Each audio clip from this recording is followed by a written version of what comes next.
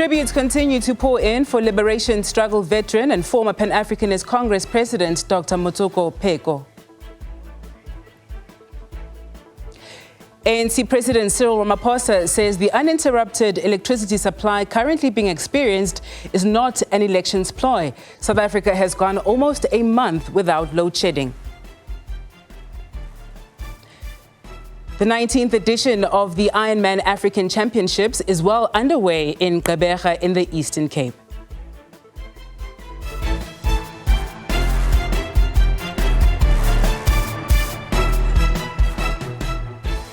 It's just gone 12 noon Central African time. A very good afternoon to you and welcome to the week ahead. We're broadcasting live from our studios here in Johannesburg. Thank you for spending your Sunday afternoon with us. You can interact with us using our social media platforms. It's at The Week Ahead and our hashtag is The Week Ahead.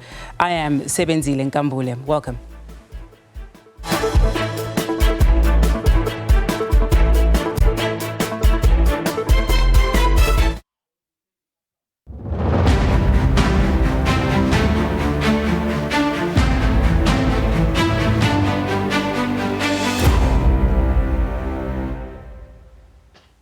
We start here this afternoon. ANC President Cyril Ramaphosa continues with the party's election campaign in Ngwangqolosi in KwaZulu-Natal. This as the fight for the control of the second biggest voting province goes to the wires. This is where we find our reporter Samgele Masego. Samgele, a very good afternoon to you. You have been following the president all weekend. Where is he campaigning today and what is the mood on the ground, Ngwangqolosi?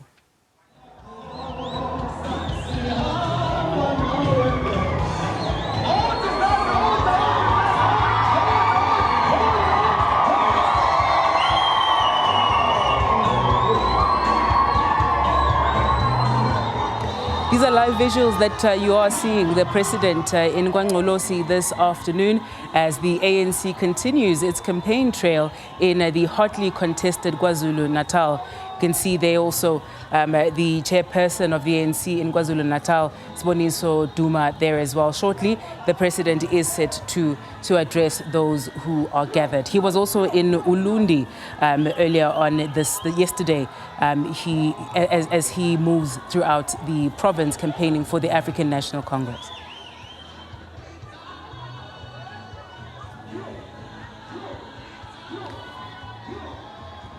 Live scenes there. The president is campaigning this weekend in KwaZulu-Natal, flanked there by leaders of the province and also members of Luthuli House. There you've got the speaker Mahlengi Tsiri Bengu there as well. The ANC, of course, is focusing heavily, as is other political parties, in trying to get first-time voters, in particular, first-time voters to support the African National Congress.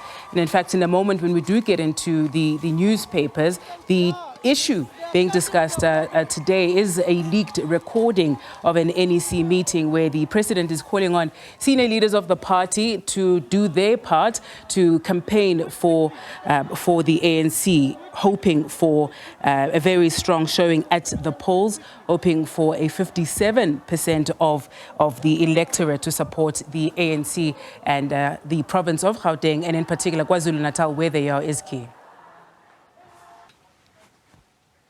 Staying with this, the ANC President Ramaphosa says that uninterrupted electricity supply currently experienced is not an elections ploy. South Africa has gone almost a month without load shedding. Ramaphosa is leading the ANC's election campaign in KwaZulu-Natal this weekend. The incidents of load shedding are becoming lesser and lesser, and in time we will see load shedding as history.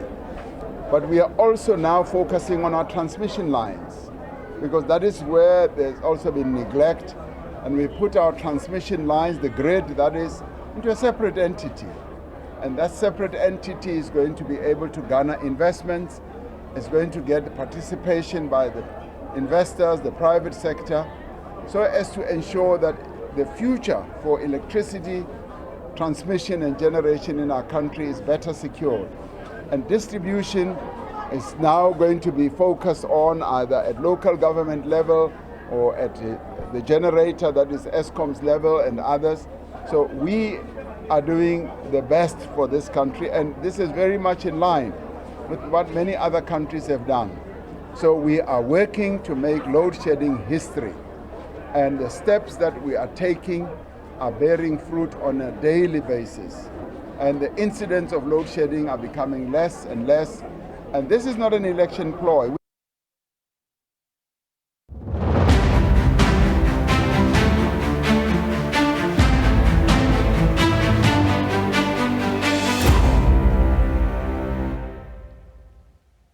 President Cyril Ramaphosa has expressed his deep condolences at the passing of Liberation Struggle veteran and former Pan-Africanist Congress President Dr. Ernest Mutsoko Peco. He died on Friday night at the age of 93. In a statement released by his family, the stalwart was a selfless politician, lawyer, historian, author and a theologian. Peco was a member of the PAC since 1960. He played a pivotal role in his political home and served in various capacities within his organization, including as a member of parliament and as a representative of the PAC to the United Nations in New York and Geneva.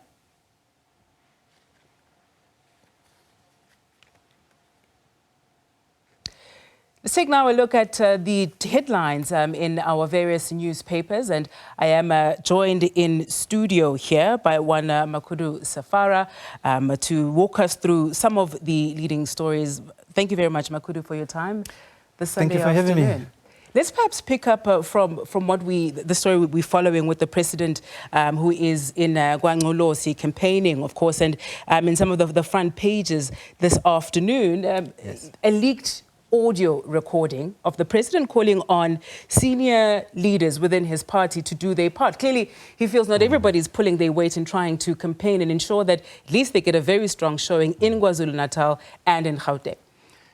Yeah, essentially the president is saying that senior leaders of the party must come to the party, as it were. So he's saying, as he's quoted, I think, in a number of publications, including the Sunday Times, that there are people on the ground who are waiting and who are looking forward to seeing members of the National Executive Committee, but that his own sense is that not all of them are putting their shoulders to the wheel and, leaving quite a number of people, unhappy. And we have also seen elsewhere that, the president is, or the ANC itself is saying they wish to see, former leaders also joining the campaign and so on and so on. But the president is essentially saying, look, we are 6 weeks away from the polls, but the leaders aren't really on the ground. And I think his words are that the presence of the ANC is not felt. And he's saying the ANC must, in fact, lead the campaign and that other parties must follow on what the ANC is doing. Is that the sense you've gotten as well? That, in fact, that you're not seeing the heavyweights playing their part? I mean, of course, they've taken over KZN this weekend, but just over the last couple of weeks, is he correct? Are these justified concerns? No, I think he is correct. There's quite a number of reasons for that. And obviously, I mean, the ANC publicly projects, unity, but we know that it is a house divided, and it's a problem for the ANC. I mean, this is a historic election. You've just mentioned that this week the ANC is being felt in KwaZulu-Natal. But the reason that is so is because they are actually really worried about what's happening in that province. So if you look at provinces, there are serious challenges for the ANC here in Gauteng. After, or maybe before KZN, there's also issues with the Western Cape, where the ANC, lost that province in 2009 already. So if it's not going to get that province, and if it loses Gauteng, what happens in KwaZulu-Natal? So they are congregating there, trying to show up support. But we also know that from KwaZulu-Natal, you have the emergence of the MK party that has demonstrated considerable support on the ground. So what factor is that going to be in terms of dividing the support that the ANC has had in the province? So you've seen the stadium play in especially Moses Mabhida Stadium. Absolutely, yeah. So that's not an accident. They didn't just, or all the parties didn't just say, look, let's go to the Cape Town Stadium, let's go. All of them launched, the major ones launched their manifestos in KwaZulu-Natal. Absolutely. The reason for that is because they can see that if there's issues with the Western Cape and there's issues in Gauteng, and the majority of ANC support, in fact, came from KwaZulu-Natal. So, if that falls apart, then it means that the ANC truly goes way under 50%. Yeah, this is the story that the Sunday Times is leading with as well. And in that same piece, they do quote the head of the elections, Umdumiseni Nduli, Yes. saying that they particularly want to target first-time voters. Yes.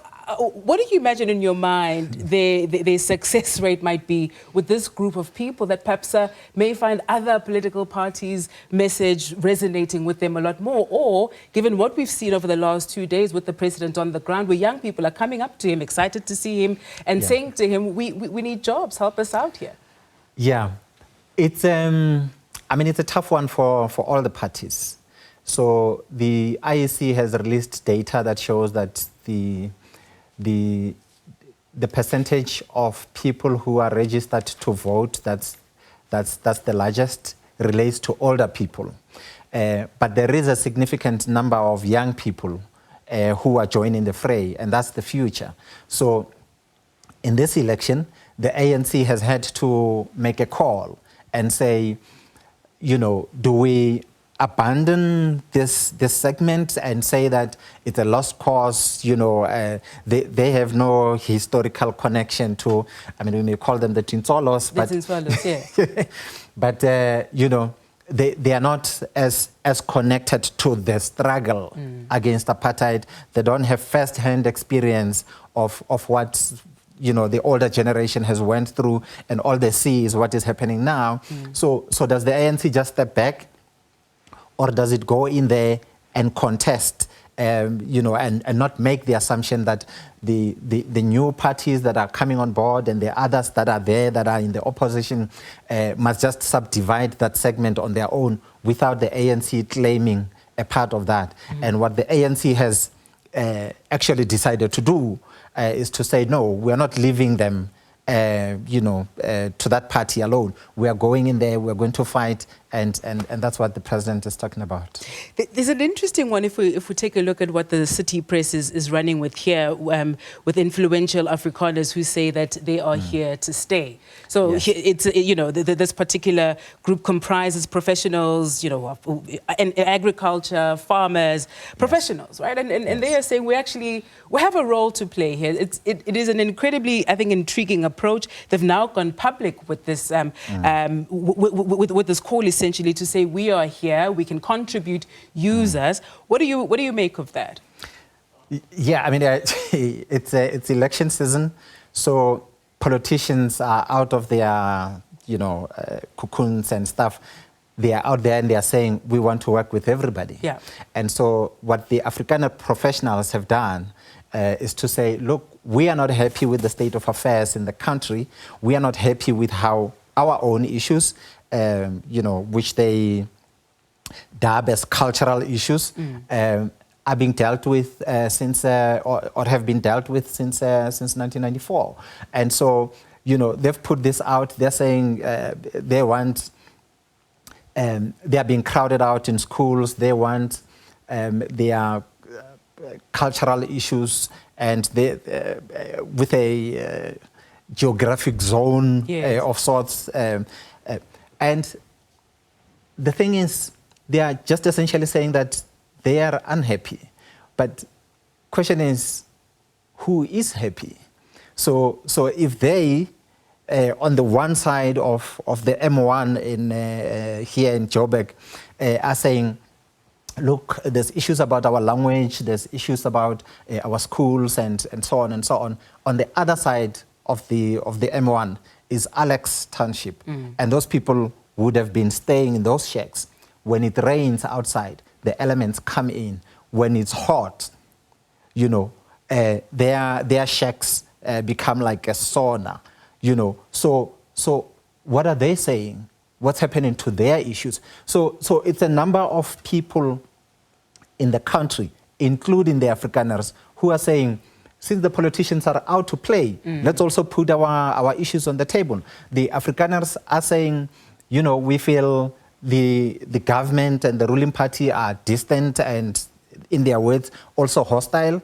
But I suppose if you took the cameras today and went to Zandspruit or went to Alex or went to Seshego, which is even better, the people will say, and we've seen the people in Seshego go out and toy about what, they'll say, we too have issues. So, given the fact that this is, you know, an election year, many people are reflecting on South Africa at 30. So for this particular call to come at this time in this year, you know, a little over a month ahead of such a hotly contested election, do you think such a call might have been received differently? Say if it was 5 years ago, for example, where you have this group of people who are saying, we're here, we want to be a part of the solution, or is it viewed now with a bit of skepticism and, you know, given the hotly contested nature of the time we're in? Yeah, I don't know. I mean, I think that it's not surprising that they feel the way they do. Yeah. As I've indicated, many other people feel differently. But you're quite correct that, you know, 30 years after, you know, the first democratic elections, everyone is sitting back and thinking, you know, has this worked for us, and so on and so on. So I'm not really certain whether it would have been received differently or not. I just feel that it's a frenzy out there at this moment. Everyone is thinking we have a right to be heard, and the Afrikaners are saying we have not been heard, and are positioning themselves in that way as well. Let's take a look at the Sunday Tribune, and if we perhaps pull out the one story that we even touched on as well as we looked at the weekend review yesterday, was that on the former Public Protector Advocate Busisiwe Mkhwebane and her fight with the current Public Protector and the current Public Protector's office about her payout. And this really just covering that the Advocate Galega and her team saying that they have in fact met what has been required. And there's still the sticky issue about her entitlement, at least her predecessor's entitlement to this gratuity, whether it's 10 million or not, but it's a very significant gratuity. Yes. So there's two amounts at play. So the previous public protector is saying, look, I'm entitled to the 10 million and I've requested, and you have effectively said no, so I'm taking you to court. But in the course of that process, the current public protector then said, by the way, when you were here as public protector, there are things that you did, fruitless expenditure and wasteful expenditure that has been flagged by the Auditor General, for which we need you to pay. And she's put that figure at about 5 million. That includes where the previous public protector used to stay and so on and so on. And so the matter went to court in the last few days. That matter wasn't settled. So what happened is that the previous public protector,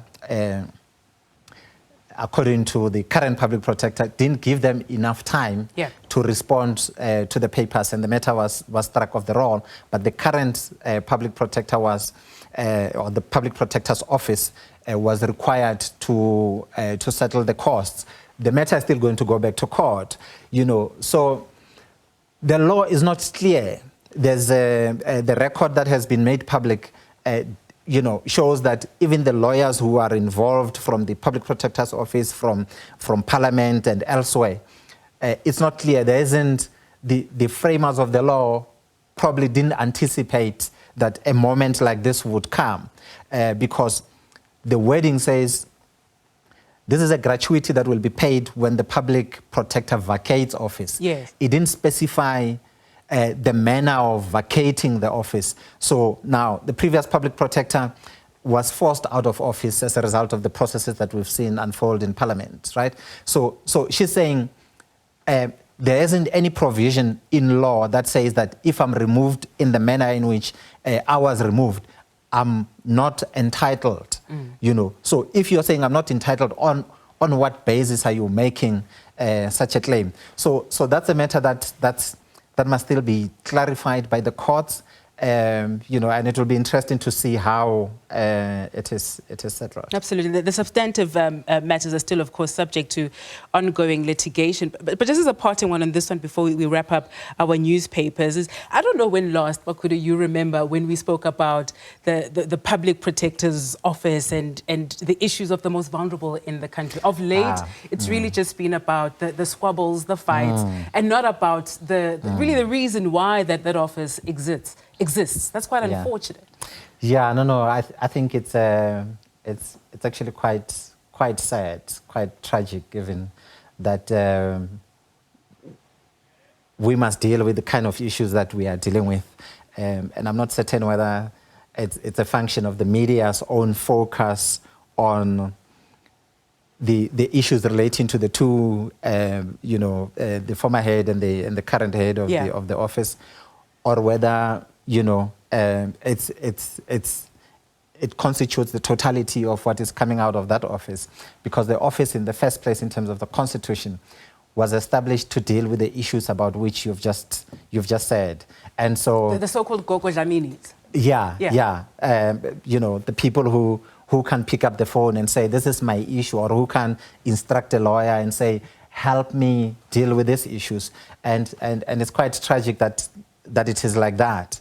And I suppose this is a moment, and especially, you know, ahead of the media freedom celebrations later in May, it's a moment for the media to also pause and say, are we just pursuing what is controversial to the detriment of Gogo Dlamini? Yeah. Or, you know, the office is itself consumed by the squabbles between the former and the current, and who's getting paid what and who must pay what, and so on, without necessarily saying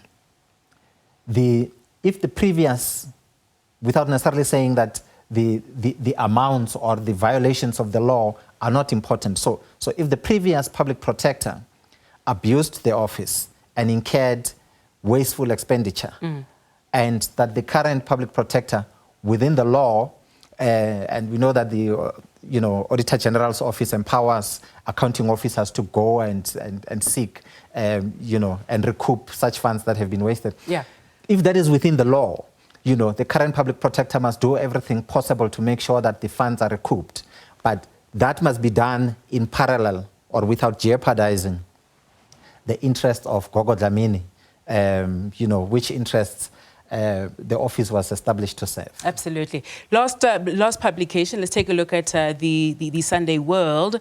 And perhaps from there we pull out also the ANC matter, right, and the campaigning there. We touched on that when we started talking about the Sunday Times. They are begging one former president, Thabo Mbeki, to campaign for them. Where is he in all of this? He gives lectures at Julisa and so on. Haven't heard him, at least of late, in the last perhaps fortnight or so, say anything about campaigning. He's out of the country currently, but he hasn't always been out of the country since the election season started. Correct. But we haven't seen him on the ground.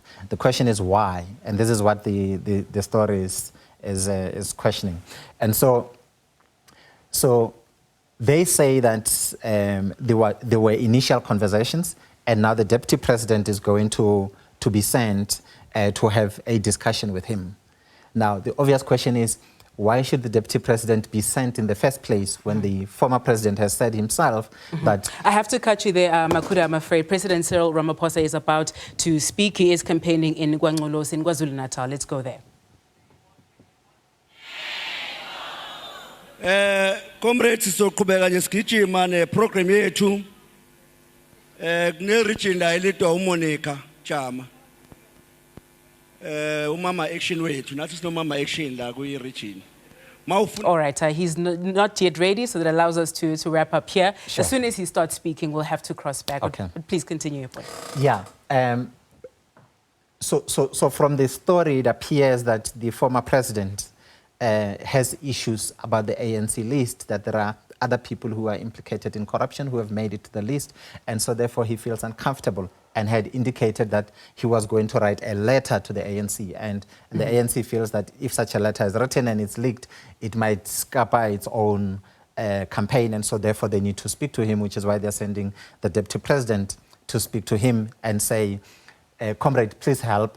There's quite a large chunk of the middle class that you as former President Mbeki connect to with ease, and they listen to you and they believe you, and we need every vote because the ANC, has its back against the wall, and in this election, we think, the ANC says, we think that former President Thabo Mbeki, along with the other former leaders, including former President Motlanthe and others, have a significant role to play in helping the ANC secure the right number of votes that it needs for it to make it through May 29 without requiring to talk to other parties to form a coalition. They don't have a lot of time, though.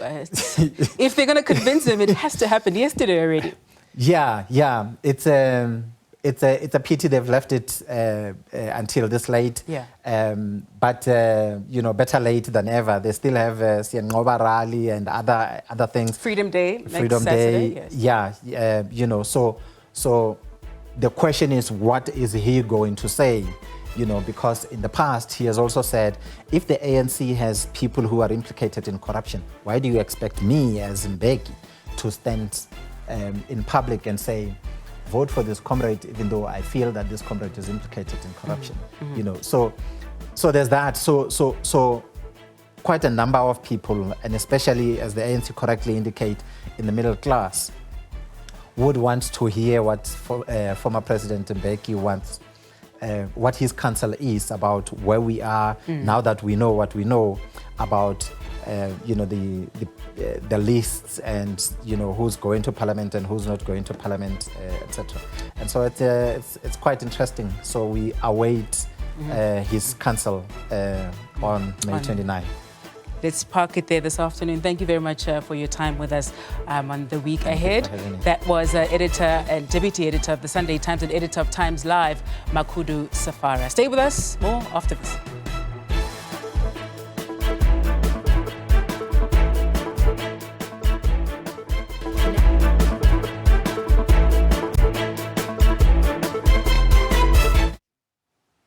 Thank you for staying with us. You're still watching The Week Ahead. On to this, Standard Bank has confirmed that it is opposing a lawsuit by a 33-year-old road accident fund beneficiary who recently lost his 2 million rands payout after his money was allegedly paid into a decoy account. This follows the airing of a news report on the road accident fund fraud by SABC News 2 weeks ago. A Vanderbijl Park man's payout disappeared while being deposited into his nominated trust account. The Road Accident Fund says its forensic investigations team is working closely with the Hawks and the Special Investigating Unit to track and prosecute those involved. Neo Moreki was left distraught after he was defrauded of his 2 billion rand road accident fund payout. A 2019 car accident in Klerksdorp left him unable to work as his skull is cracked and he now has to frequent hospitals for treatment.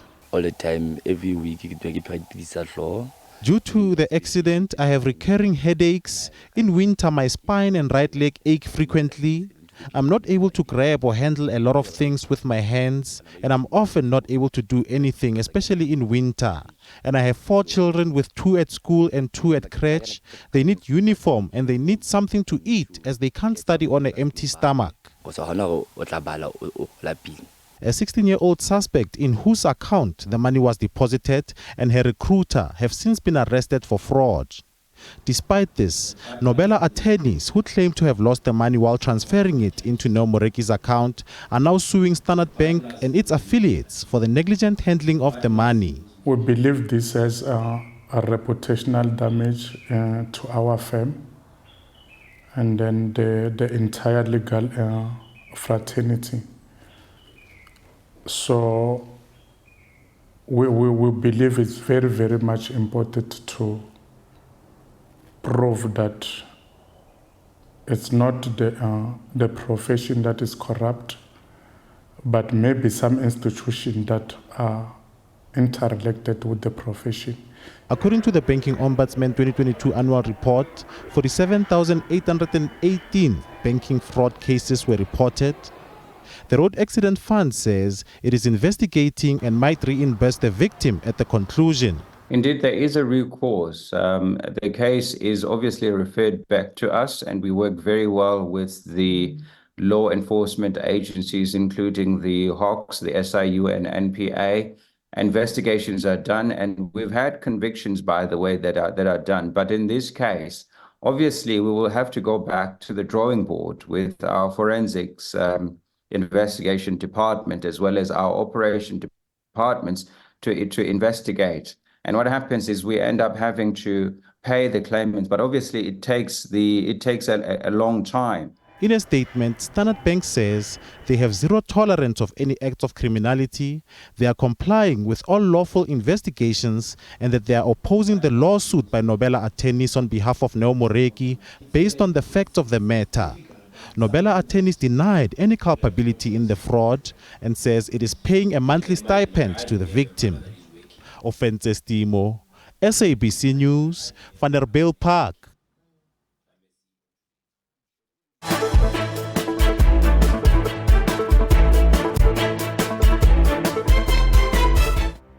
Thank you for staying with us on the week ahead. The Ingata Freedom Party President Velenkosini Hlabisa is today launching the party's provincial manifesto in Welkom in the Free State today. This as election campaigns intensify across the country ahead of the general elections next month. Our reporter Kamokhelo Sikwe is following the story and joins us now live. Kamokhelo, thank you for your time. What is happening on the ground, and what is the message of the IFP leader this afternoon?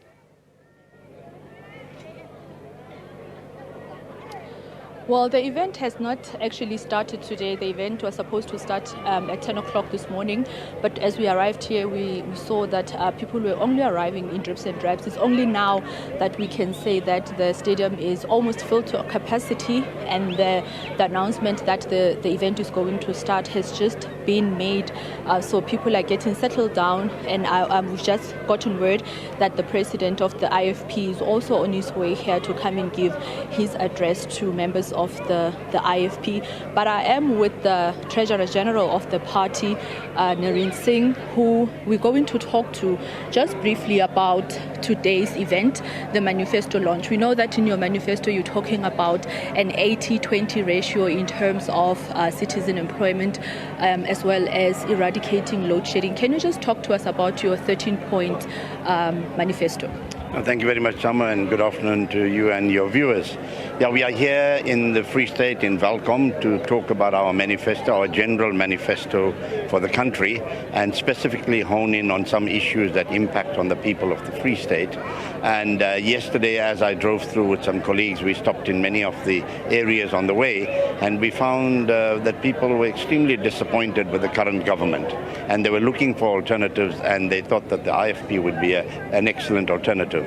Our manifesto largely deals with good governance, how the IFP can govern this country properly without corruption, ensure things like load shedding and all become something in the distant past, by involving the private sector in producing electricity, by having more alternate energy sources, because that's what's going to help us. At the moment, we find that solar is doing very well in and around the country, and although the Minister of Electricity may say that there's no load shedding, we believe that it's because of these alternate energy sources that there is not so much of a strain on the electricity grid at the moment.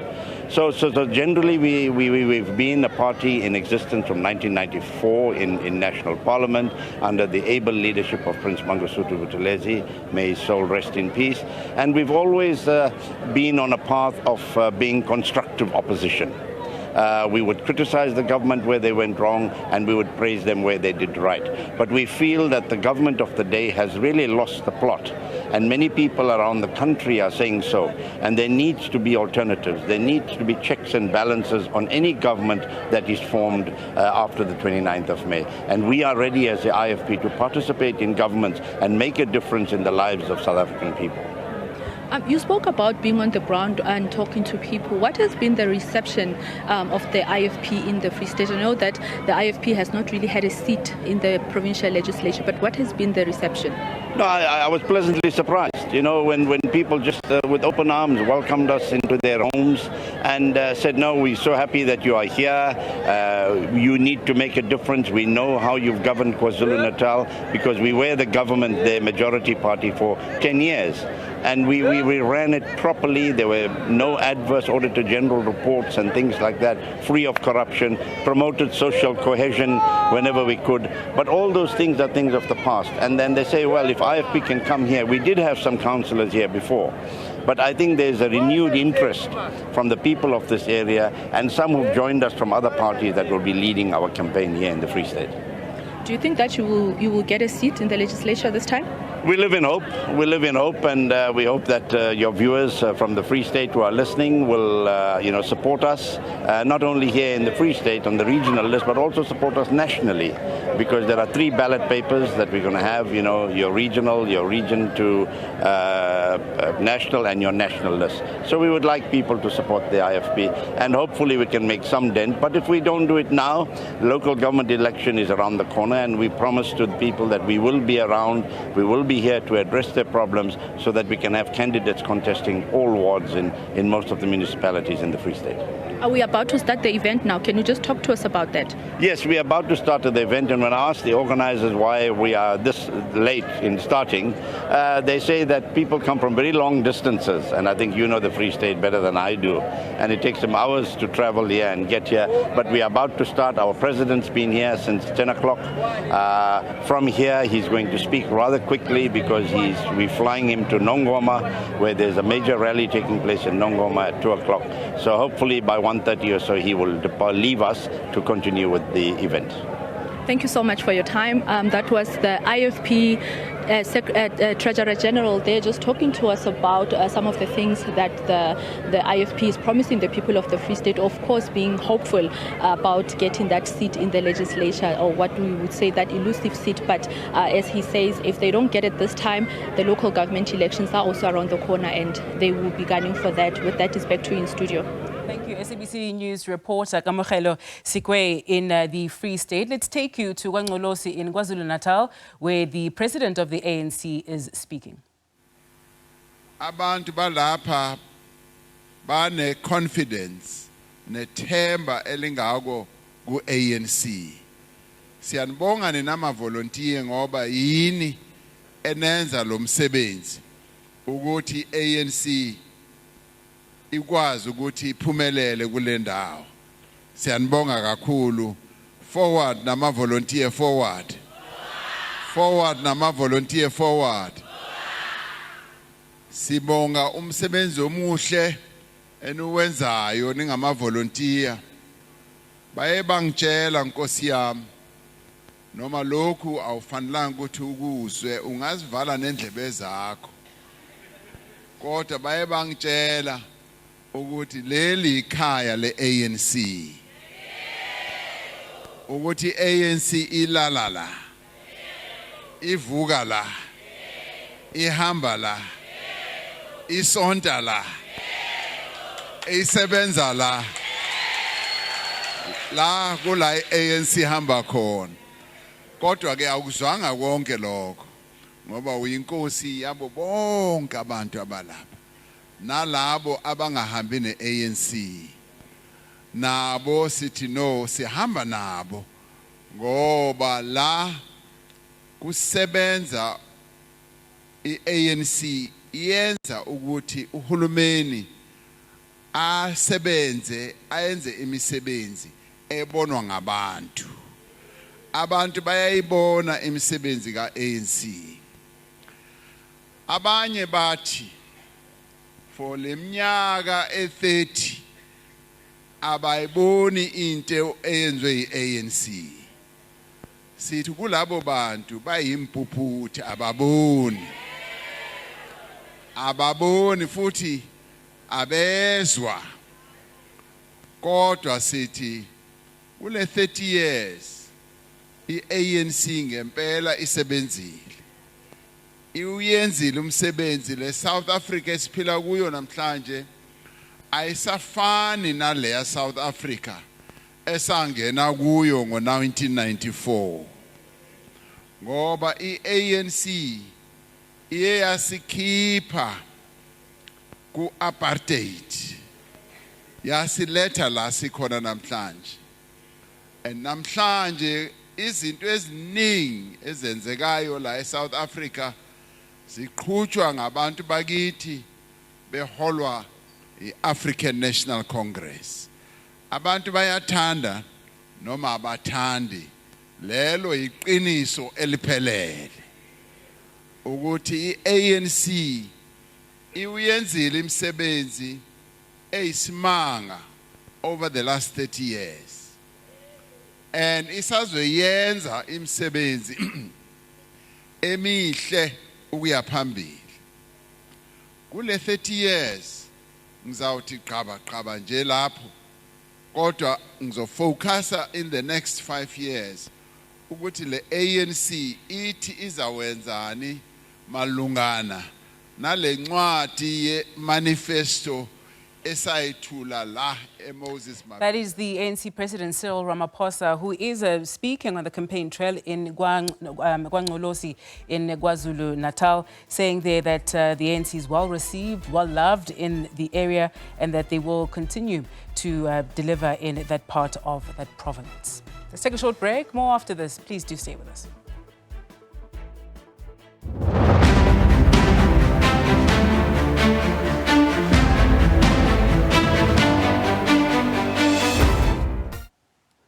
Thank you for staying with us. Tributes continue to pour in for anti-apartheid stalwart and former leader of the Pan-Africanist Congress, Dr. Peco, who passed away on Friday at the age of 93. Peco was a member of the PAC for nearly 40 years until 2009. The nonagenarian was part of the generation that fought at the forefront for freedom of South Africa. However, his interests did not lie only in the political space. He also had a passion for writing and penned a number of books, 30 or so we're told. And joining us now via Teams to talk about his life and times as his family representative, Professor Simpiwe Sesanti, as well as Mzwanele Nyonso, who is the president of the Pan-Africanist Congress. Gentlemen, thank you very much for your time with us this Sunday afternoon. It's a very difficult one. And perhaps, Professor Sesanti, we start with you. Dr. Peco was an activist, a highly decorated one, and really depicted in a number of his works. Let's perhaps start off with what his legacy is. How should he be remembered? Thank you very much for having us. Greetings to the president of the PAC and to all the viewers at home. Let us begin by saying that in the recent past, the students of this country, in 2015 in particular, demanded decolonized and Afrocentric education. In other words, the students understood that colonizers do not only colonize lands, but they also colonize the mind and they colonize scholarship.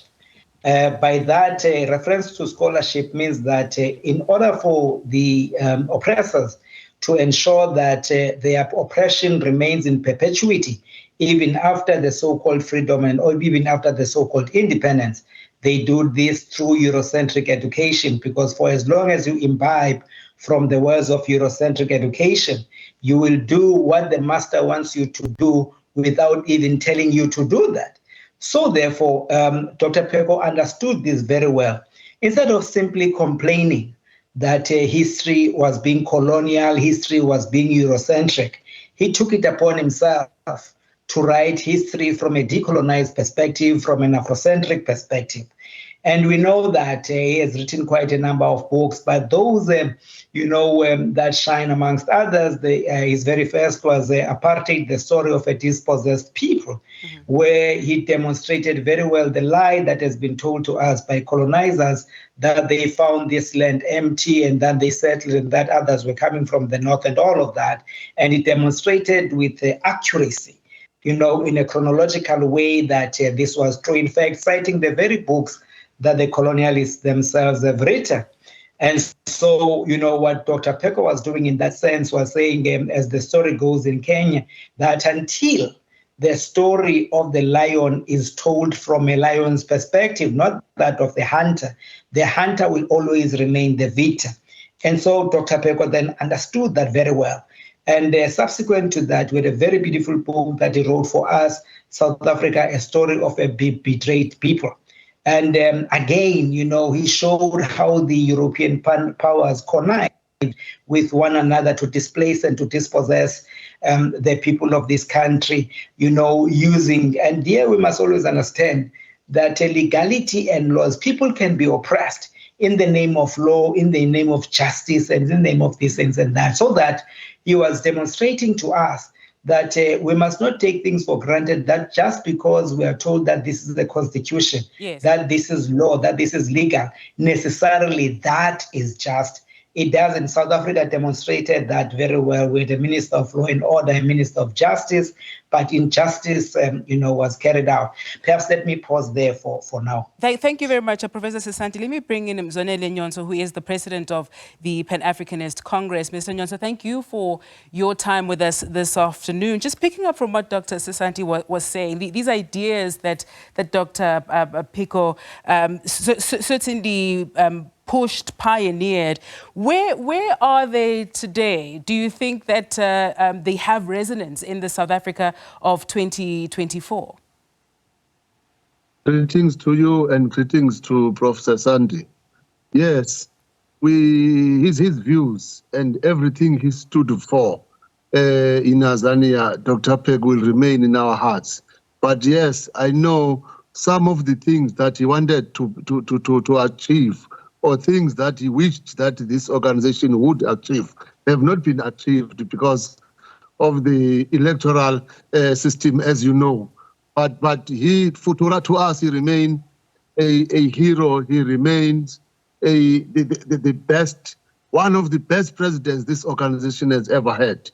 And we also wish to take this opportunity and convey our heartfelt condolences to the family, to the PAC, and to the African people. And now I always say when I speak about Dr. Peco, he is the only PAC member I know, Prof. Because at some point, all PAC MPs and PAC MPLs and all councillors in Tanzania crossed the floor to other organizations, except Dr. Peco. He remained inside and he remained carrying the good name of the PAC. He remained keeping the light shining. He remained only lone voice of the PAC, despite everything that was happening to him at that particular time. And with that, we will forever be grateful to him as our president, and may his soul rest in perfect peace and rise in glory, of course. And how do yourselves, Mr. Nyonso, as the leaders, with the current leadership of the PAC, take his legacy forward? No. In fact, the reason PAC is still alive today is because we're taking the legacy of Dr. Peco and other leaders of the PAC forward. Remember, Dr. Peco was passionate about the return of the land to its rightful owners. Remember, Dr. Peco was passionate about the true liberation of Tanzania. He was passionate about the unification of Africa, the continent. So we are taking that legacy forward. We are preaching his name, and surely, together with the family, we will definitely preserve his legacy, because his legacy is the future of our country. Professor Sisanti, finally, as you are representing the family for us today as well, can we hear what the word from the family is? Of course, they did send out the note to inform the public about the passing of Dr. Peco, and they've also asked for respect from the public as well, but just a word from the family. Well, he is a father of revolutionaries. His daughters are revolutionaries. He's a wife that is committed to him, that understands his ideas very well. And therefore, that being the case, you know, they are determined to preserve his legacy and to do the best that they can to honor his memory. And at the moment, that is exactly what they are doing. And that is why they have asked for a moment of privacy so that they can reflect and deeply think about the implications of things of yesterday, of things of today, and things of tomorrow. That is what is taking place pleasantly within the family. Any details at this point, or is it too soon for you to inform us as to what over the next couple of days, the sort of program that we're likely to anticipate? Because there are many people, of course, who would like to pay their respects as well and to also share their own fond memories about the legacy of Dr. Peco. Prof? That is absolutely understandable, and it is for this reason that the family has requested for patience on the part of the Azanian people, knowing that they are very eager to participate in the arrangements. But as soon as everything is concluded, it will be conveyed immediately to the entire people. Let me thank you both for your time with us this afternoon. That was Family Representative Professor Simphiwe Sisanti, as well as Mzwanele Nyonto, who is the president of the Pan-Africanist Congress, talking to us about the legacy of the now late struggle stalwart, Dr. Motoko Peco.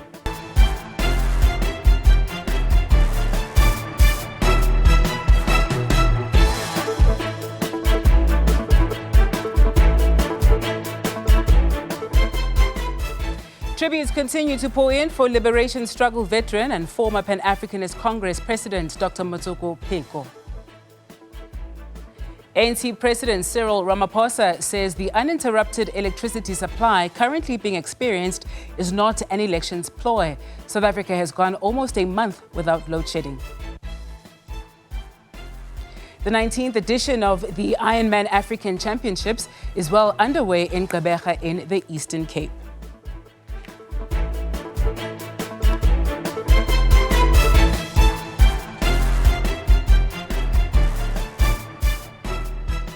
A very good afternoon to you. Thank you very much for staying with us on The Week Ahead. We're live from our studios in Johannesburg. This is The Week Ahead, and you can interact with us on social media platforms. It is at The Week Ahead, and our hashtag is The Week Ahead. I am Sebenzile Nkambule.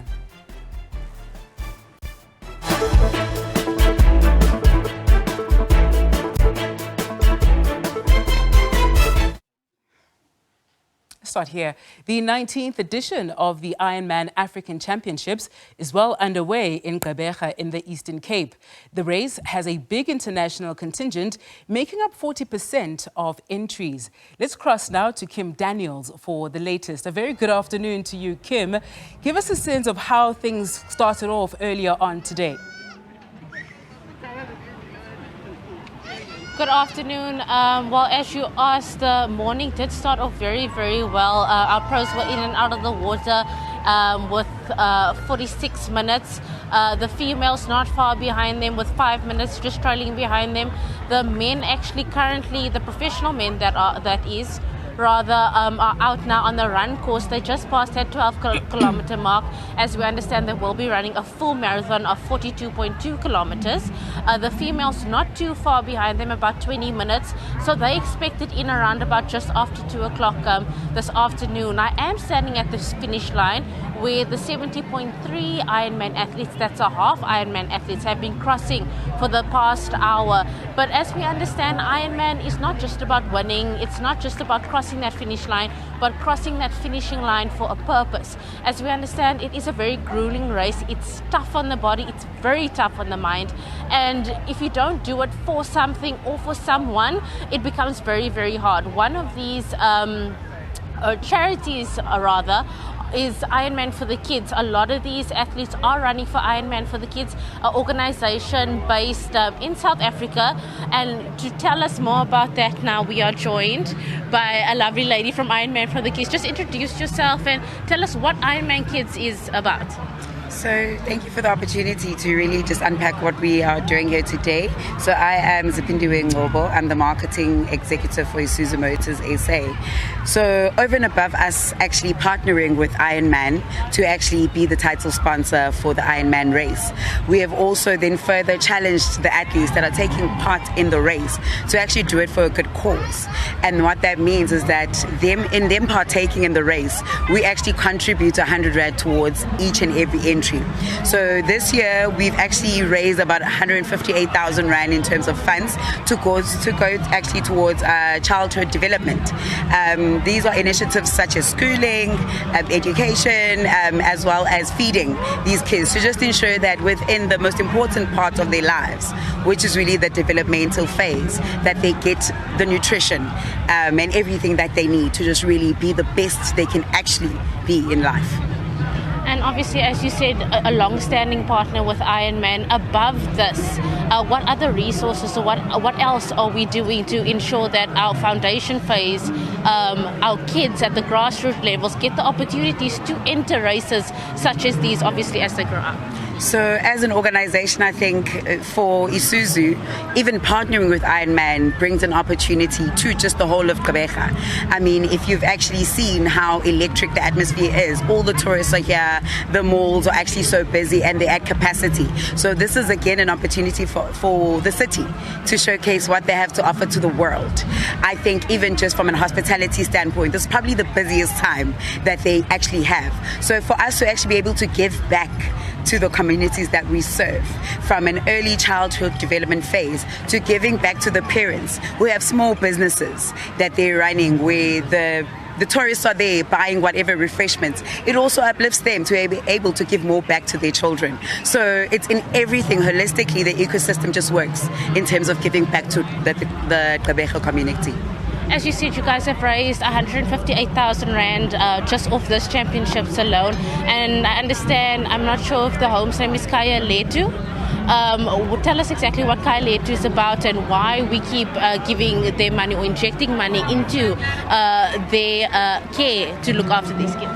So in terms of giving back to Kaya Letu, I think we've identified different organizations to partner with across South Africa. So it's not just Kaya Letu that we're giving back to. In Mossel Bay, we also actually check how many entrants have come in. And we also give back to communities that are based in Mossel Bay, different homes. And the same happens for Durban. So we do try to spread the love as much as we can. And we've actually taken it even a step further with our 1% challenge, where we are rallying different people who are in their gyms, who are in their homes, to do 1% of the Ironman challenge, tag us on social media and show us that they've done it. And in doing that, it's a purpose that is greater than what they can actually imagine, where we will then fund even more towards Ironman for the kids. Thank you so much. Well, that was just one of the initiatives that these athletes are running for and taking part in this Ironman for.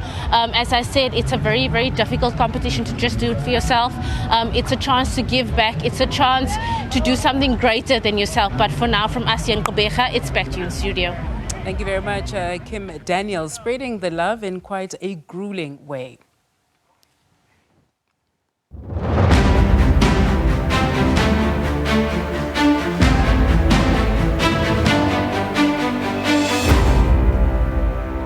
All right, back to our elections focus. Patriotic Alliance leader Gayton McKenzie is today campaigning in Wentworth in the south of Durban in KZN. The area has been plagued by drugs, gangs, overcrowding and pollution for decades. Our reporter Nonhlakanipho Magwaza is following the story and joins us now on the line. Nonhlakanipho, very good afternoon to you. Give us a sense of where you are and what is happening where you are as the Patriotic Alliance campaigns in Wentworth. Good afternoon to the viewers at home. Yes, we are here at the Silver Tree Hall, where the community is starting to arrive to wait the Patriotic Alliance leader, Mr.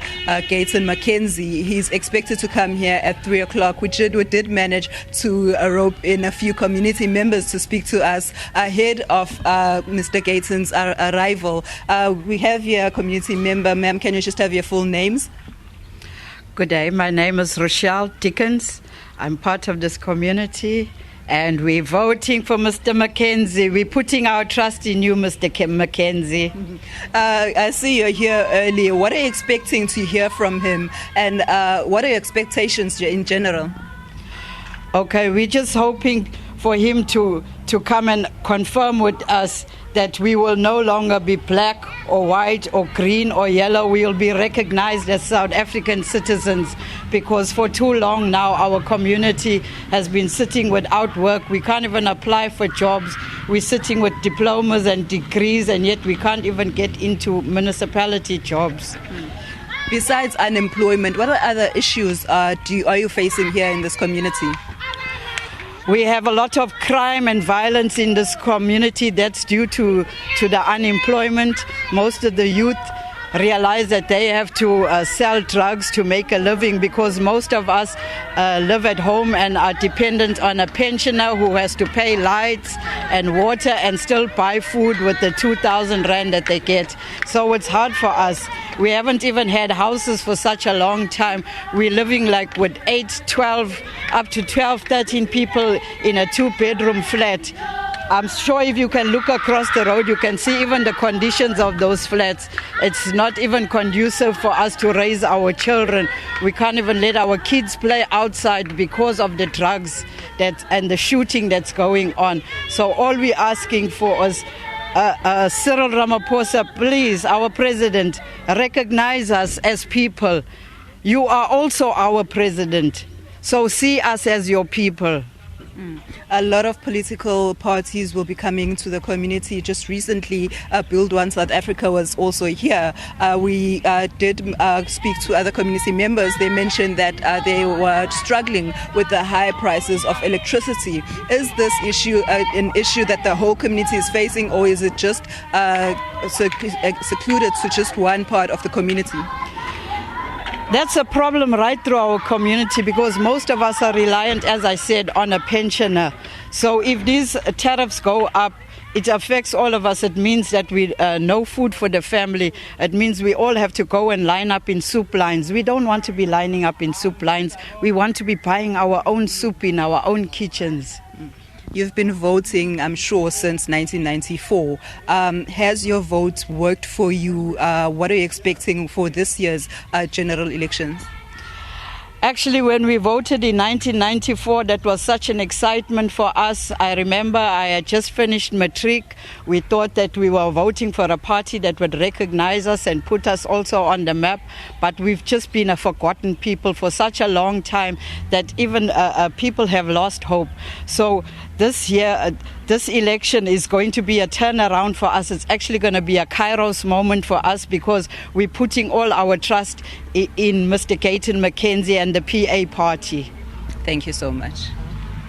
That was one of the community members who is here, who came in early just to get a front seat, just to listen and to the message of hope that Mr. McKenzie is bringing to the community. They're saying that Mr. McKenzie did promise them that if he does win this year's general election, or if he does go into parliament, he will make sure that he will fight for the community that feels like they are the forgotten community.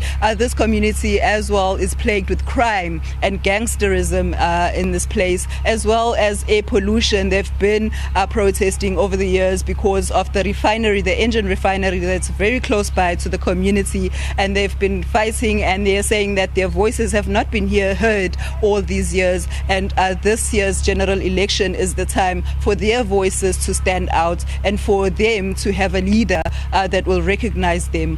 Back to you in studio. Thank you very much. SABC News reporter Nonhlakanipho Magwaza, following the Patriotic Alliance in KZN. To this now, the Sizwe Umar Nation Party is set to launch its elections campaign in Mahikeng. Rashid Gutta, the party's leader, will articulate their vision for fostering positive transformation in the nation.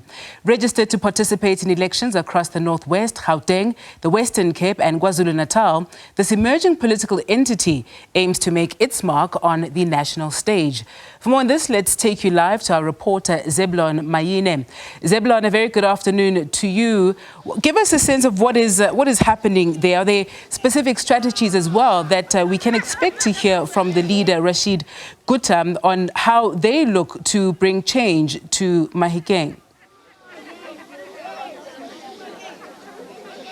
Good afternoon to you and the viewers. Indeed, we are here in Mahikeng, to be precise, in Signal Hill, 10 kilometers away from the Mahikeng, where we understand that Sizwe Umar Nation Party is about to launch its manifesto here. This is for the first time, really, this party appearing in this province, basically making inroads to this province, because they are saying that they have registered to contest in this province. But to get more into what the party is saying with regards to manifesto, going to talk to the party leader, Rashid Gutta, who's going to tell us basically what does he have in store for the community of Signal Hill and the residents of the Northwest. Rashid Gutta, thank you very much for joining us. You are here to launch manifesto. What promises are you giving this community? Thank you, Zebulon. Good afternoon to the viewers. When you say manifesto, normally people are making promises that don't get delivered. We are here today to say that as the Sun Party, the sun is shining today, we are making a guarantee to the people of South Africa that we will deliver. We will ensure that there will be strong economic growth. The current pandemic of unemployment, poverty and inequality is not sustainable. The current leadership is unable to change. I'm a normal businessman. We as a party have come to the conclusion that politics is too serious a matter to leave to the politicians. We guarantee we have a tried and tested economic recovery plan that will ensure that all people can be able to live a much better life in the future. We understand that in the Northwest there's a high rate of lack of service delivery. In terms of service delivery, we understand that there's a problem of roads, water, a high rate of unemployment. In those issues, what are you promising your voters? The Northwest Province and Mahikeng is my hometown. I grew up here all my life, and I've come to this scene, this area which is Signal Hill, as the scene of the recent protest march, where all they are protesting for is just for basic services, for water. Water is needed for life. So we as a party have come to the realization that we need to start at the basic level. We are going to build a borehole here to ensure an immediate relief for this community. And our objective is to go to the other villages around the place where they are also suffering. It is very disappointing to see that this town, which was a very premier town, is the capital of this platinum, very rich province, is having such high amounts of unemployment. The road infrastructure is crumbling. You cannot drive here because of all the potholes, and we are guaranteeing change, or I will step aside. Within 5 years, we will ensure that South Africa is a different place. Just like other countries have done, we will also do that by following a successful model. Success is not a secret. Now, Northwest has registered a high number of unemployment in the country. In terms of debt, what are you saying? You see, Northwest has the richest amount of mineral wealth. The problem in South Africa is that we are exporting all the platinum, all the ferrochrome, the raw material to other countries like China to assist them in their development. We should not be suffering from unemployment because we have the resource here, we have the skills here. We need to produce into the finished product. We need to build factories so that we can create the necessary employment. We have the resources and we have the skills in this country. Our country is also well positioned geographically in the center of the world. We have trade agreements like AGOA with America and the EU agreement with Europe, where we can export the goods without any duties. So the government is not doing enough to incentivize people to be able to start producing. So we're talking about export incentives, wage rebates, tax rebates. It's not difficult, but those are the structural reforms that we are promising to to implement when we are first 100 days in office. Thereafter, it will set the engine for growth. And naturally, the investors will come in and start to build the factories because they will see an opportunity. Thank you very much. That is the party leader, residents of the North. And we understand that the party is not contesting only in the Northwest, it's contesting in Western Cape, KZN, and together with Gauteng Studio. Thank you very much, SABC News reporter Zebulon Maine, coming to us live from Mahikeng this afternoon. Do stay with us. The week continues after this.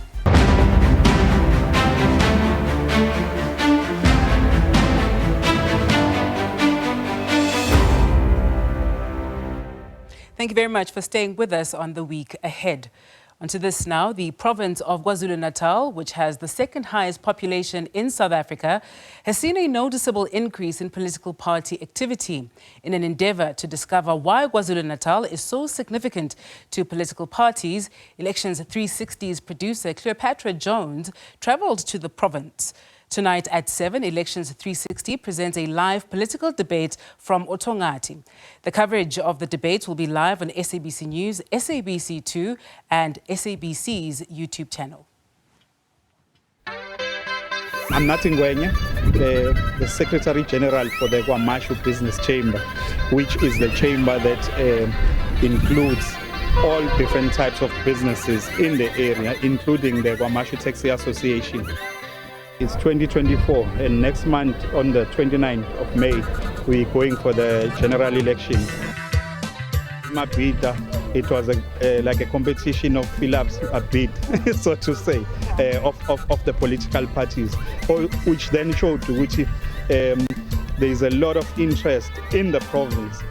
So one maybe might need to ask, why is everybody coming into our shows to actually try and get their vote.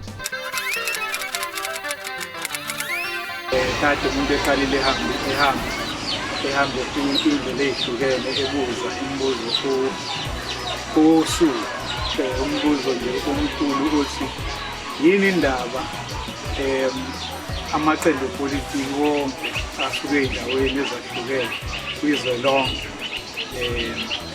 athande kangaka iprovince yethu KZN.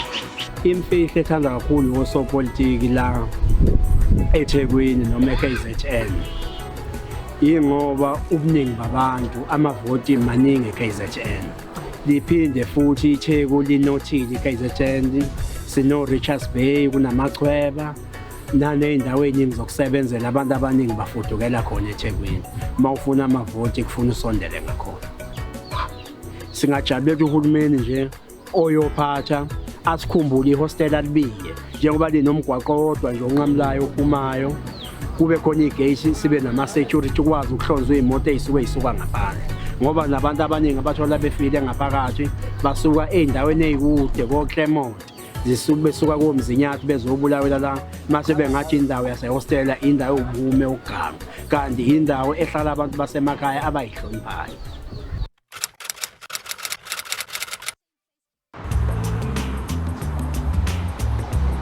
Awami siyabonga ithuba usiphe lona lokuthi sizoyibuza yona le mibuzo le. Why political parties wonke ene interest engaka kwi-KZN?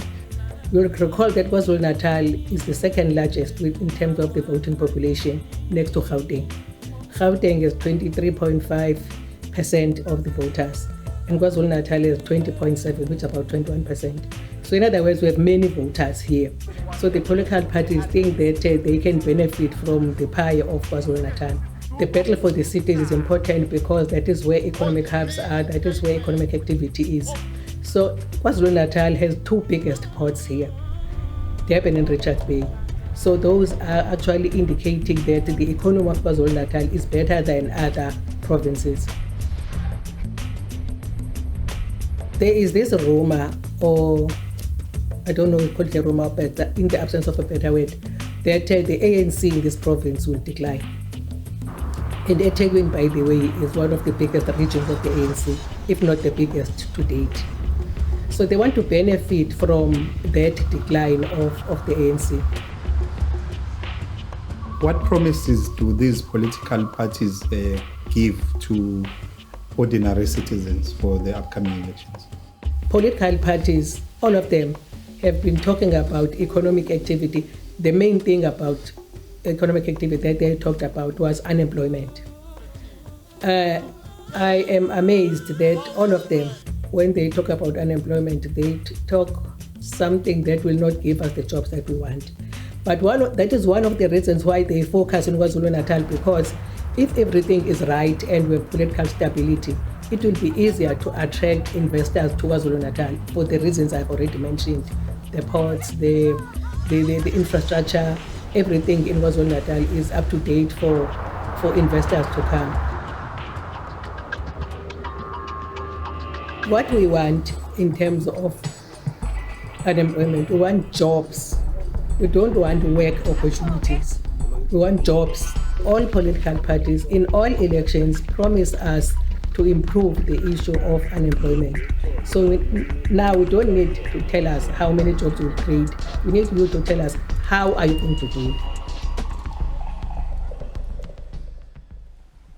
To this now, judgment in the battle over who owns the use and the name of Umkhonto weSizwe is expected to be delivered on Monday. The governing party hauled the newly formed Umkhonto weSizwe party to court in March, seeking interdictory relief over the use of the name as well as the logo.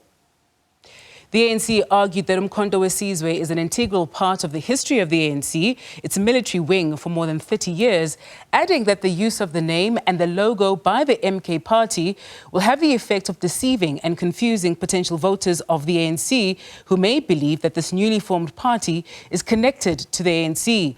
The ANC practically asked the court to prohibit the MK party from the use of the logo. If successful, this would mean that the MK party would not be able to continue its campaign for 2024, appear on the ballot or put up posters with that name and logo, to name a few. The MK party vehemently opposed this argument during the March hearings. For more on this, we are now joined on the line by trademark lawyer, Advocate Louis Nell, and political analyst, Dr. Ibrahim Harvey. Advocate Nell, let's start with you, and thank you very much for your time with us this afternoon on the week ahead. Perhaps explain to us what a trademark is and what a registered trademark is and how it is in fact registered. Thank you for inviting me, and thank you to all the listeners listening in on this, certainly in Johannesburg, beautiful sunny day. It's a rather complex issue because you have, just starting at the back end, to what you alluded to, similarly looking designs, one allegedly owned by ANC and the other used by the other party. But let's go back to your leading question. First of all, what is a trademark? And for a trademark to be called a trademark, it has to be a recognizable sign, design, or expression which identifies and distinguishes the product or the service to which it pertains. And in that sense, it must be unique. And one of the elements involved in that decision-making process when you try to register a trademark is that the registrar of trademarks will look at that distinguishing element to see whether there's a possibility of consumers being confused with existing or other trademarks. And the question that arises sometimes, well, why do I need a registered trademark? And why can't I just have an unregistered trademark? That's a challenging question. And certainly in certain cases, in the exception, unregistered trademarks can have some form of protection based on the concept of acquired distinctiveness. So whereby the public and the consumers have built up a recognition of a particular product or a service over the years. And the classic example that's often quoted is a series of cases that were instituted in 1996 when McDonald's tried to get into South Africa after the years of apartheid, and where they successfully brought an action against parties in South Africa for using their logo and name on the basis that the consumers in this country were familiar with McDonald's despite not residing in America, probably due to lots of people traveling overseas. But that in itself is a rather expensive process, requiring you to obtain affidavits and what have you from the public. And as an aside to your question, what is a trademark? It can also be a logo such as the Archer's famous McDonald's arches and the whoosh on the Nike shoes. Mm-hmm. The next question was, what is a registered trademark? Well, as I mentioned earlier, a registered trademark has to meet certain elements and requirements before it can be registered. And that registered trademark process is initiated by visiting the CIPC in Pretoria and then putting the wheels in motion. Either you can do that yourself, to which I will allude a bit later, or you can use intellectual property lawyers. By definition, the challenge that also pertains to a registered trademark is the issue which is at the top of the agenda for this MK/ANC matter, and that is the use or non-use of a trademark.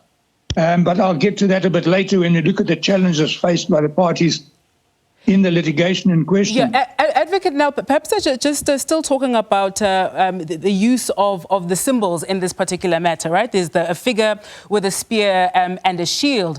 The argument from the MK party is that no, the name as well as the logo are dissimilar. But when you actually look at these two logos, they are quite similar, even though they aren't identical. So when a party such as the ANC makes the claim here that they may potentially be trademark violation, what sort of elements need to be in place when we look at how the very specific symbols are used on the respective logos? Well, that, you've kind of fast-forwarded to what I was going to say later, but let's address that quickly. So the issue is that these look similar. The little figure or figurine that's used on the logo is slightly different. And the one word, the Umkhonto sees where the slightly different phrase used in the other trademark. So your first question is, are they similar? And if they're not similar, as I mentioned earlier, what the registrar will also look at, and by definition, judiciary bodies, is there a possibility of similarity and is there a possibility of confusion in the marketplace? But that preempts the question as to who actually owns that logo. I'll skip and come back to how to register mark. Advocate Nell, let me interrupt you there because our reporter in KZN, Samgele Masego, has the president of the ANC, Cyril Ramaphosa, with him. So let's cross live to him.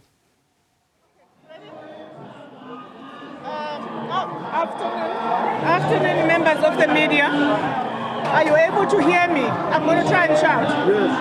All right. Afternoon, members of the media. This is the third day of the president's campaign trail in KZN, particularly in the Tegwini region. The president has just has visited Isiza Sabangolosi and addressed the volunteers of the ANC and members of the community here in Gwangolosi. And the president may have a word or two to share about his experience. Given the congested nature of the president's program, I do wish right at the outset to advise members of the media that this will be our main doorstop, given the fact that you're already in the afternoon, in order to allow you time to go and file your stories. Over to you, Comrade President. Well, I've had a really good morning interacting with our people. And this has been a very energized crowd of our volunteers, as well as members of the community, but also the chief and a number of the head men who govern this place with him. So this has demonstrated to me the strength of the ANC branch here and in this zone and in the region as well. Our campaign is gathering momentum, and our volunteers are confident of a really good outcome for the ANC. And I've given them a target of 85% in this area here. And I'm sure they will be able to achieve that outcome. So it's been a good morning. They say that MK could do 15% in KZN and 5% nationally. How worried are you by MK stealing votes to the ANC? Who is that? So I'm not worried about any other party. The ANC support here is solid. and has been solid for years. The people of this province and this region know the organization that has led them through struggle, the organization that has led development in this province and the country, and the organization that is capable of leading this country going forward. So I'm not worried about any other party. I am absolutely confident that the ANC will emerge as the preferred governing party of this country. SABC? Mr. President, Samkela from the SABC. When are your predecessors, former President Mbeki, former President Kgalema Motlanthe, former Deputy President Phumzile Mlambo-Ngcuka, Baleka Mbete, and also the cat, David Mabuza, when are they joining you on the campaign? We've seen a draft that is being consulted between the organizer and head of elections. When are they coming to the ground? And your message to the fallen founder of the PAC? Well, as regards Dr. Motoko Peco, we pay our condolences to him and his family and those of his organization. We are deeply saddened by his passing. He played a very important role in the development of our country, in the struggle. He's one of those leaders, even though he was working from a different organization, who really dedicated himself in what he articulated about our struggle and wrote about our struggle. The many books that he wrote are a real sort of testament to the capability and the stature of the man that has passed away. So we dip our flag in honor of him. With regard to the various other leaders in the ANC, as I said, we have many leaders in the ANC who are going to be coming out from all parts of South Africa to campaign, and it all depends on the programs of those individual leaders. And the time, place is something that is being determined, and they will come out because they are ANC, irrevocably ANC, and they support the campaign that we are on, and they want to see an ANC victory, so they are going to come out. Thank you, and goodbye. Thank you very much. We are done. Then just lastly, President, on the issues, you said the other day you were speaking to an investor in the UK, largely around Lebanon, say. But what are some of the key investments that are coming into the country, particularly on an economic growth aspect that may create jobs that you are looking into creating after the election? Well, in the next few days, we're going to see many companies that made pledges and commitments opening up the factories and the establishments that they pledged to open up. Now, they want me to go and open those, and it all depends on my program. It's in the auto sector, the paper sector, the food sector, and many plastic sectors, and there are many investors who are voting with their money to invest in South Africa, and that is a great deal of investment confidence that is being boosted in South Africa. South Africa is a good investment destination, and we want to generate growth through garnering more and more investors to come to our country. And we've always said we are the gateway to Africa, and today we've now become the largest economy on the African continent. Nigeria and Egypt having been up there, they are having their own challenges, and South Africa is now the largest economy on the continent, and that position in itself attracts more investors because they see that this is a country that is reforming various processes, and it's a country that is going somewhere. We have a clear destination of where we're going as a country, and that's why we are attracting investors. What has been the main objective and drive in making South Africa the biggest economy within the African continent? What has been the biggest drive? Well, the biggest drive is, there are many. Of course, we are an investment destination. We are the gateway into the African continent. Many companies see this highly industrialized economy, which is South Africa, as a base from which they can work from. Now, on top of that, we've got the Africa Continental Free Trade Area, which we piloted, which we worked with other countries on the continent to make real. So that is going to be the key driver and the flywheel of our investment growth or economic growth. And the infrastructure commitment that we've made is beginning to show fruit. We are going to be investing hundreds of billions of rands in infrastructure to improve infrastructure and to build new dams, to repair our railways, make sure that our ports work. So the determination is huge on our part, and we know what we have to do. Thank you. Thank you very much, colleagues. That was the president, in his capacity as president of the ANC, coming to you live from Gwangolosi, our reporter Samgele Masego, who was covering the president campaigning in KwaZulu-Natal. Let's continue with our conversation about the battle over the Umkhonto weSizwe name and the logo. I am still joined by political analyst Dr. Ibrahim Harvey. Dr. Harvey, you would have listened in as well to the president just a moment ago, and if you do want to reflect on that, please do so. But focusing, of course, on this battle about the use of the logo itself, how key a fight do you think it is in the greater context of the battle for KwaZulu-Natal and, of course, the threat that the MK party poses to the ANC in KwaZulu-Natal and perhaps even elsewhere in the country? I must tell you, I heard nothing. I heard completely nothing, so I don't know what has happened technically. That's fine. You can speak about the matter we invited you for, please. I just needed to tell you I had nothing at all. The thing is, while legally, this matter is going to be resolved legally, let me tell you, at the bottom of it all is got little to do with law. It's got to do with the response, the reaction. You can see very nervous, very worried. Literally out from the ANC with the formation and emergence of MK. That lies at the bottom of it all. I heard earlier the legal approach to this, and I think you must be mindful that on SABC 2 weeks ago, you had a legal expert, and he was right. He said, I can't recall who it was, the ANC only launched an application or turned to the appropriate trademark, logo, intellectual body in September last year.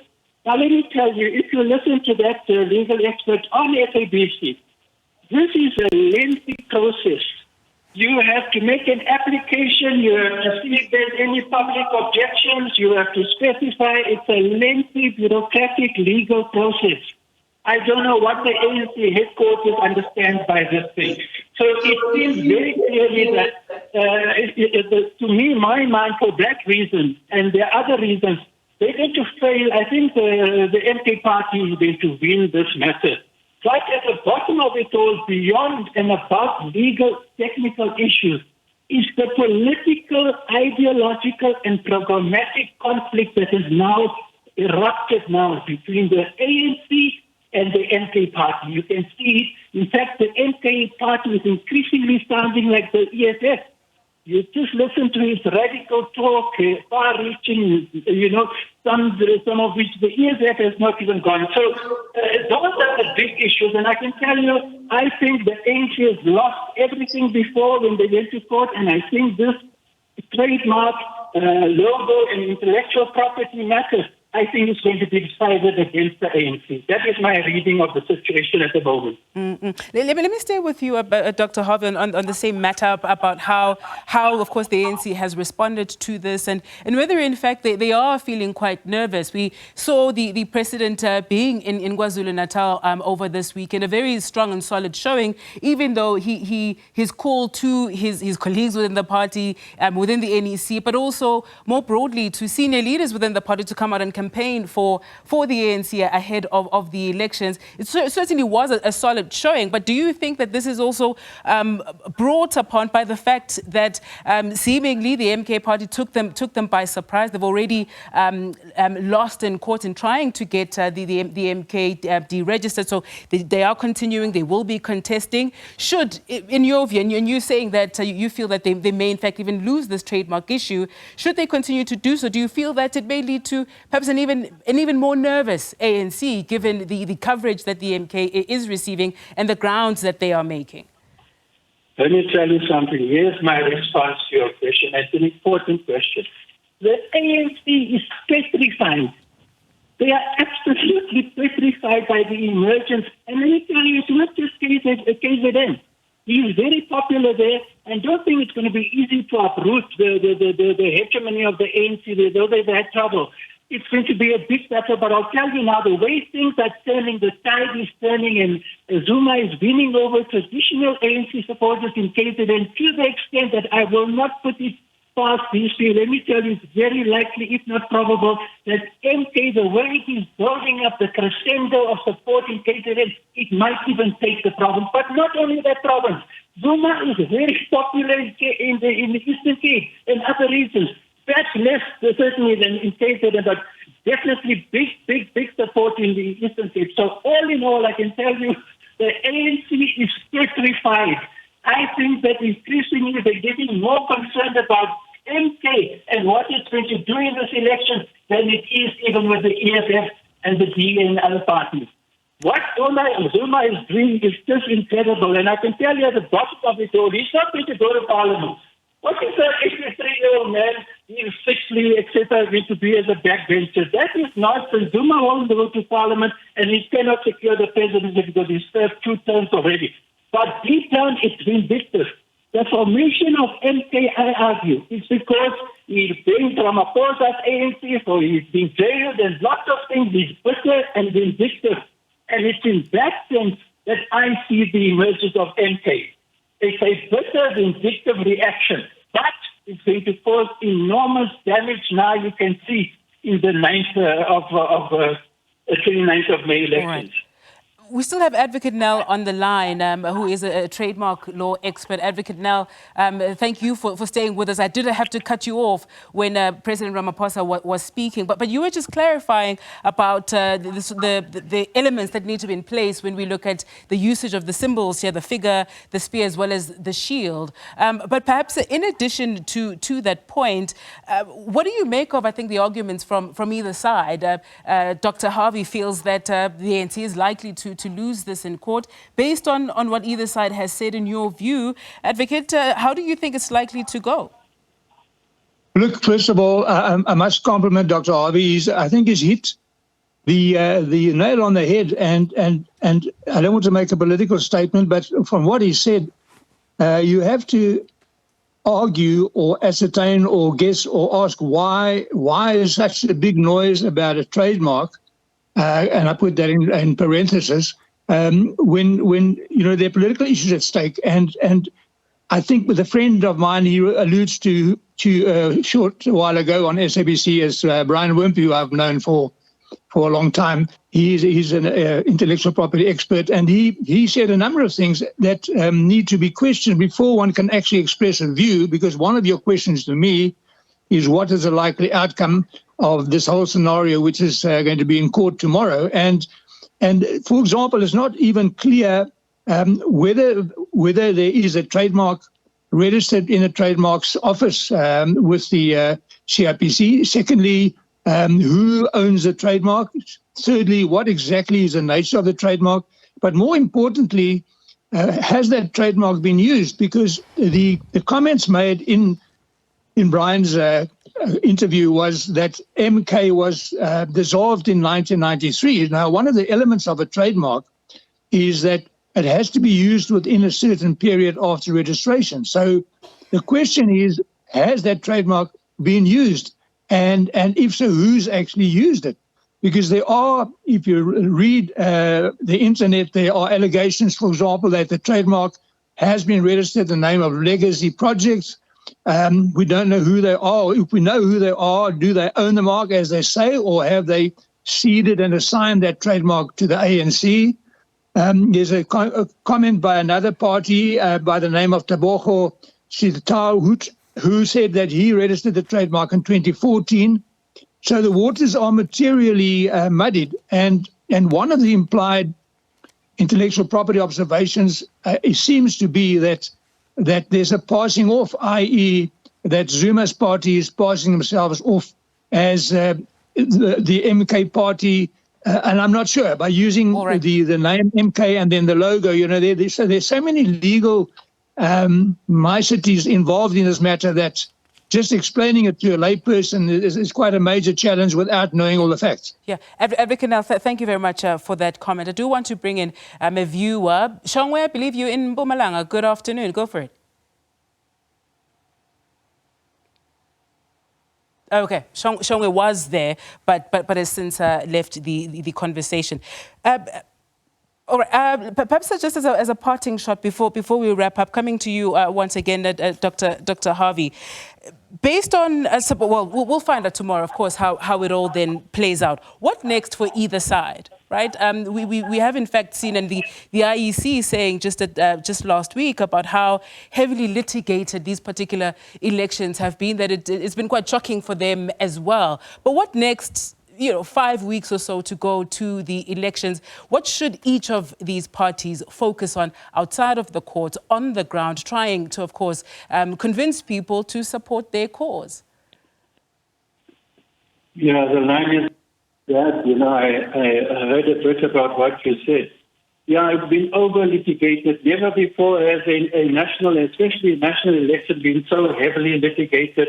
I mean, especially, it's unprecedented between the ruling ANC and the MK party. The amount of litigation every week, new things coming up, which is an inverse reflection of how seriously affected the ANC is with the emergence of MK. And that is going to be it. I'll tell you something, it's too late in the day for the ANC to do anything about MK. The lines are drawn clearly in the sand and deep in the sand. It's too late. And I'll tell you, the MK is going to do more damage than the ANC, and precisely it realizes that. Why do you think it's been fighting the MK tooth and nail? Because they know deep down that Zuma is so popular, despite all the allegations of corruption, that he is going to, certainly, the MK is going to do very well. And that is, it's too late for the ANC to do anything about it. I think we're going to have eruptions in this country over the next few weeks, and probably, post-election too. It's very exciting, interesting, and really unprecedented times in South Africa. Let's hear from Pastor Khoji, I believe, from East London. Go for it. Good afternoon. I'm struggling to hear you, man. I'm sorry. I can't. Pastor Khoji, make your comment, please. We can hear you. Go for it. Hello? Hello? Yeah, I'm struggling to hear. Can you hear me? A bit better now, yeah. Yes, your comment, please. Quickly, please, Pastor Khoji. Yeah, it's breaking up. Hello, can you hear me? Yeah, I can hear you a bit better, yeah. Yes, what are your thoughts this afternoon, Pastor Khoji? 30 seconds, please. Hello? All right, we're battling. All right, we're battling there, Pastor Khoji. Wanted to hear what your thoughts are on this matter. Advocate, now you get the last word on this one. Of course, as you said, as an expert on this, trying to explain this in layman's terms has been an interesting one. But high level, key takeaways just from this battle. What perhaps could we learn from what really has been a fascinating fight between the ANC as well as the newly established MK party? If you want to look at it in layman's terms, and as we had discussed offline before the presentation on the basis of a trademark 101, I think it's a classic example of how a trademark can be managed and not managed, and the steps you should take to ensure that your trademark is ring-fenced, etc. So there's certainly serious lessons to be learned, and we could probably have another discussion about that. But in essence, about the outcome, one of your questions, the outcome of tomorrow, I made a note of myself, who's got the crystal ball, because there are so many unknown factors. And as Dr. Harvey quite rightly alluded to what Brian Wimpy had said, and that is that it's a long, long process. So whether you're coming from the angle of addressing it as a so-called infringement and therefore that you want an interdict, or are we talking about the other side of the coin whereby you want the trademark expunged because it hasn't been used? There are so many issues that have to be clarified that is hard to tell. But I certainly, from a perspective of what's happening with all the noise, so to speak, going on, how come tomorrow is going to go as a guess, as I say, a crystal ball scenario, and it's unlikely, in my view, that it will be finalized tomorrow, and certainly I doubt it will be finalized before the election. And that, of course, then challenges the use by Zuma's party of the MK party. We'll watch it very closely. Let me thank you both for your time with us on this Sunday afternoon. Advocate Louis Nell and political analyst Dr. Ibrahim Harvey. That's our time this afternoon on the week ahead. Thank you very much for watching us. Until next time, I am Sebenzile Nkambule. Have a fantastic Sunday further.